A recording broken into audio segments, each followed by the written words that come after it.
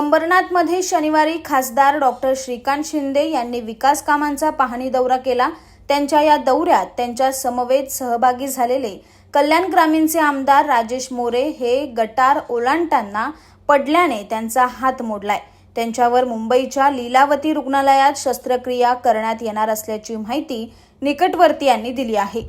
अंबरनाथ पश्चिमेच्या नेताजी मार्केट परिसरातील स्पोर्ट्स कॉम्प्लेक्सची पाहणी सुरू असताना हा प्रकार घडला।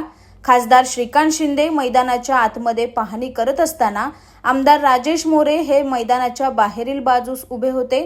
तिथून गटार पार करून आतमध्ये येण्याचा प्रयत्न करत असतानाच त्यांचा तोल जाऊन ते जमिनीवर कोसळले। यावेळी त्यांचा हात दुखू लागल्याने त्यांनी डोंबिवलीतील खासगी रुग्णालयात धाव घेतली। तिथे एक्सरे काढल्यानंतर त्यांचा हात फ्रॅक्चर झाल्याचं निष्पन्न झालं। त्यानंतर त्यांना मुंबईच्या लीलावती रुग्णालयात दाखल करण्यात आले।